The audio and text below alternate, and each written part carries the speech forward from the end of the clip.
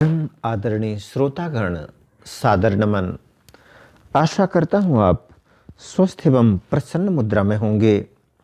आज आपके समक्ष प्रस्तुत है श्रीमद् भागवत महापुराण पंचम स्कंध अष्टादशों अध्याय, जिसमें भिन्न भिन्न वर्षों का वर्णन है। सच्चिदानंद रूपाय विश्वोत्पत्त्याय दिहेतवे तापत्रय विनाशाय श्रीकृष्णाय वयं नमः। नारायणं नमस्कृत्य नरं चैव नरोत्तमं देवीं सरस्वतीं व्यासं ततो जयमुदीरयेत्। श्री सुखदेव जी कहते हैं, राजन, भद्राश्व वर्ष में धर्मपुत्र भद्रश्रवा और उनके मुख्य सेवक भगवान वासुदेव की हयग्रीव संज्ञक धर्ममयी प्रिय मूर्ति को अत्यंत समाधि निष्ठा के द्वारा हृदय में स्थापित कर इस मंत्र का जप करते हुए इस प्रकार स्तुति करते हैं। भद्रश्रवा और उनके सेवक कहते हैं, चित्त को विशुद्ध करने वाले ओंकार स्वरूप भगवान धर्म को नमस्कार है। ओम नमो भगवते धर्माय आत्म विशोधनाय नमयते। अहो विचित्रं भगवद्विचेष्टितं ग्रन्थं जनोऽयं हि मिषन् पश्यते ध्यायन् सद्यर्हि विकर्म सेवितुं निर्हृत्य पुत्रं पितरं जिजीविषति। अहो, भगवान की लीला बड़ी विचित्र है, जिसके कारण यह जीव संपूर्ण लोकों का संहार करने वाले काल को देखकर भी नहीं देखता और तुच्छ विषयों का सेवन करने के लिए पापमय विचारों की उधेड़ बुन में लगा हुआ अपने ही हाथों अपने पुत्र और पितादि की लाश को जलाकर भी स्वयं जीते रहने की इच्छा करता रहता है।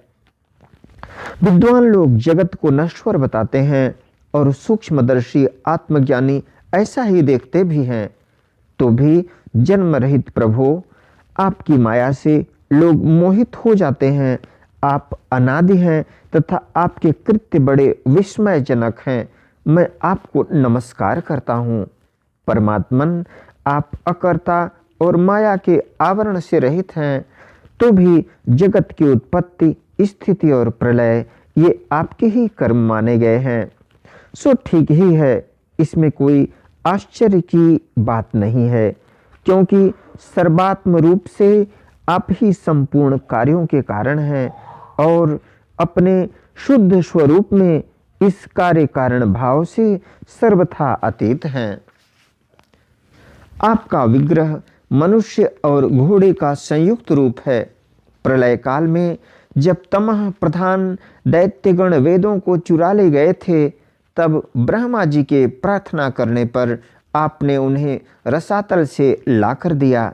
ऐसे अमोघ लीला करने वाले सत्य संकल्प आपको मैं नमस्कार करता हूँ। वेदान युगान्ते तमसा तिरस्कृतान् रसातलाद्यो नृतुरंग विग्रह प्रत्याददे वै कवये अभिवा कवये अभियाचिते तस्मै नमस्ते अभितथे हितायेति। हरिवर्ष खंड में भगवान नृसिंह रूप से रहते हैं। उन्होंने यह रूप जिस कारण से धारण किया था, उसका आगे सप्तम स्कंध में वर्णन किया जाएगा। भगवान के उस प्रिय रूप की महाभागवत प्रहलाद जी उस वर्ष के अन्य पुरुषों के सहित निष्काम एवं अनन्य भक्ति भाव से उपासना करते हैं। ये प्रहलाद जी महापुरुषोचित गुणों से संपन्न हैं तथा इन्होंने अपने शील और आचरण से दैत्य और दानवों के कुल को पवित्र कर दिया है। वे इस मंत्र तथा स्तोत्र का जप पाठ करते हैं। ओंकार स्वरूप भगवान श्री नृसिंहदेव को नमस्कार है। हरिवर्षे चापि भगवान नरहरि रूपेणास्ते तद्रूप ग्रहण निमित्तमुत्तरत्राभिधास्ये तद्दैतं रूपं महापुरुष गुणभाजनो महाभागवतो दैत्यदानव कुलतीर्थी कर्णशीलाचरितः प्रह्लादो अव्यवधानान्यभक्तियोगेन सह तद्वर्ष पुरुषैरुपास्ते इदं चोदाहरते। ओंकार स्वरूप भगवान श्री नृसिंहदेव को नमस्कार है। आप अग्नि आदि तेजों के भी तेज हैं, आपको नमस्कार है। हे वज्रनख, हे वज्रद्रंष्ट, आप हमारे समीप प्रकट होइए, हमारी कर्म वासनाओं को जला डालिए, हमारे अज्ञान रूप अंधकार को नष्ट कीजिए। ओम स्वाहा, हमारे अंतःकरण में अभयदान देते हुए प्रकाशित होइए। ओम क्षौम नाथ, विश्व का कल्याण हो, दुष्टों की बुद्धि शुद्ध हो, सब प्राणियों में परस्पर सद्भावना हो, सभी एक दूसरे का हित चिंतन करें, हमारा मन शुभ मार्ग में प्रवृत्त हो और हम सबकी बुद्धि निष्काम भाव से भगवान श्री हरि में प्रवेश करे। प्रभु, घर, स्त्री, पुत्र, धन और भाई बंधुओं में हमारी आसक्ति न हो। यदि हो तो केवल भगवान के प्रेमी भक्तों में ही, जो संयमी पुरुष केवल शरीर निर्वाह के योग्य अन्नादि से संतुष्ट रहता है, उसे जितनी शीघ्र सिद्धि प्राप्त होती है वैसी इंद्रिय लोलुप पुरुष को नहीं होती। उन भगवत भक्तों के संग से भगवान के तीर्थ तुल्य पवित्र चरित्र सुनने को मिलते हैं, जो उनकी असाधारण शक्ति एवं प्रभाव के सूचक होते हैं। उनका बार बार सेवन करने वालों के कानों के रास्ते से भगवान हृदय में प्रवेश कर जाते हैं और उनके सभी प्रकार के दैहिक और मानसिक मलों को नष्ट कर देते हैं। फिर भला उन भगवत भक्तों का संग कौन न करना चाहेगा। जिस पुरुष की भगवान में निष्काम भक्ति है, उसके हृदय में समस्त देवता धर्म ज्ञान आदि संपूर्ण सद्गुणों के सहित सदा निवास करते हैं। किंतु जो भगवान का भक्त नहीं है, उसमें महापुरुषों के वे गुण आ ही कहाँ से सकते हैं। वह तो तरह तरह के संकल्प करके निरंतर तुच्छ बाहरी विषयों की ओर ही दौड़ता रहता है। जैसे मछलियों को जल अत्यंत प्रिय उनके जीवन का आधार होता है, उसी प्रकार साक्षात श्रीहरि ही समस्त देहधारियों के प्रियतम आत्मा है। उन्हें त्याग कर यदि कोई महत्वाभिमानी पुरुष घर में आसक्त रहता है, तो उस दशा में स्त्री पुरुषों का बड़प्पन केवल आयु को लेकर ही माना जाता है, गुण की दृष्टि से नहीं। अतः असुरगण, तुम तृष्णा, राग, विषाद, क्रोध, अभिमान, इच्छा, भय, दीनता और मानसिक संताप के मूल तथा जन्म मरण रूप संसार चक्र का वहन करने वाले गृह आदि को त्याग कर भगवान नृसिंह के निर्भय चरण कमलों का आश्रय लो। केतुमाल वर्ष में लक्ष्मी जी का तथा संवत्सर नामक प्रजापति के पुत्र और पुत्रियों का प्रिय करने के लिए भगवान कामदेव रूप से निवास करते हैं। उन रात्रि की अभिमानी देवता रूप कन्याओं और दिवसाभिमानी देवता रूप पुत्रों की संख्या मनुष्य की 100 वर्ष की आयु के दिन और रात के बराबर अर्थात 36 हजार वर्ष है, और वे ही उस वर्ष के अधिपति हैं। वे कन्याएं परम पुरुष श्री नारायण के श्रेष्ठ अस्त्र सुदर्शन चक्र के तेज से डर जाती हैं, इसलिए प्रत्येक वर्ष के अंत में उनके गर्भ नष्ट होकर गिर जाते हैं। भगवान अपने सुललित गति विलास से सुशोभित मधुर मधुर मंद मुस्कान से मनोहर लीलापूर्ण चारु चितवन से कुछ उजके हुए सुंदर भ्रूमंडल की छबीली छटा के द्वारा वदनार विंद का राशि राशि सौंदर्य उड़ेल कर सौंदर्य देवी श्री लक्ष्मी को अत्यंत आनंदित करते और स्वयं भी आनंदित होते रहते हैं। श्री लक्ष्मी जी परम समाधि योग के द्वारा भगवान के उस मायामय स्वरूप की रात्रि के समय प्रजापति संवत्सर की कन्याओं सहित और दिन में उनके पतियों के सहित आराधना और वे इस मंत्र का जप करती हुई भगवान की स्तुति करती हैं, जो इंद्रियों के नियंता और संपूर्ण श्रेष्ठ वस्तुओं के आकर हैं। क्रिया शक्ति, ज्ञान शक्ति और संकल्प अध्यवसाय आदि चित्त के धर्मों तथा उनके विषयों के अधीश्वर हैं। 11 इंद्रिय और 5 विषय इन 16 कलाओं से युक्त हैं। वेदोक्त कर्मों से प्राप्त होते हैं तथा अन्नमय, अमृतमय और सर्वमय हैं। उन मानसिक, ऐन्द्रियक एवं शारीरिक बल स्वरूप परम सुंदर भगवान कामदेव को ओम ह्रांग ह्रीं ह्रूं इन बीज मंत्रों के सहित सब ओर से नमस्कार है। भगवान, आप इंद्रियों के अधीश्वर हैं। स्त्रियां तरह तरह के कठोर व्रतों से आपकी ही आराधना करके अन्य लौकिक पतियों की इच्छा किया करती हैं, किंतु वे उनके प्रिय पुत्र, धन और आयु की रक्षा नहीं कर सकते, क्योंकि वे स्वयं ही परतंत्र हैं। सच्चा पति रक्षा करने वाला या ईश्वर वही है जो स्वयं सर्वथा निर्भय हो और दूसरे भयभीत लोगों की सब प्रकार से रक्षा कर सके। ऐसे पति एकमात्र आप ही हैं। यदि एक से अधिक ईश्वर माने जाएं तो उन्हें एक दूसरे से भय होने की संभावना है। अतएव आप अपनी प्राप्ति से बढ़कर और किसी लाभ को नहीं मानते। अतएव आप अपनी प्राप्ति से बढ़कर और किसी लाभ को नहीं मानते। भगवान, जो स्त्री आपके चरण कमलों का पूजन ही चाहती है और किसी वस्तु की इच्छा नहीं करती, उसकी सभी कामनाएं पूर्ण हो जाती हैं, किंतु जो किसी एक कामना को लेकर आपकी उपासना करती है, उसे आप केवल वही वस्तु देते हैं और जब भूख समाप्त होने पर वह नष्ट हो जाती है तो उसके लिए उसे संतप्त होना पड़ता है। अजित, मुझे पाने के लिए इंद्रिय सुख के अभिलाषी ब्रह्मा और रुद्र आदि समस्त सुरासुरगण घोर तपस्या करते रहते हैं, किंतु आपके चरण कमलों का आश्रय लेने वाले भक्त के सिवा मुझे कोई पा नहीं सकता, क्योंकि मेरा मन तो आप में ही लगा रहता है। अच्युत, आप अपने जिस वंदनीय कर कमल को भक्तों के मस्तक पर रखते हैं, उसे मेरे सिर पर भी रखिए। वरेण्य, आप मुझे केवल श्री लांछन रूप से अपने वक्ष स्थल में ही धारण करते हैं। सो आप सर्वसमर्थ हैं। आप अपनी माया से जो लीलाएं करते हैं, उनका रहस्य कौन जान सकता है। रम्यक वर्ष में भगवान ने वहां के अधिपति मनु को पूर्व काल में अपना परम प्रिय मत्स्य रूप दिखाया था। मनु जी इस समय भी भगवान के उसी रूप की बड़े भक्तिभाव से उपासना करते हैं और इस मंत्र का जप करते हुए स्तुति करते हैं।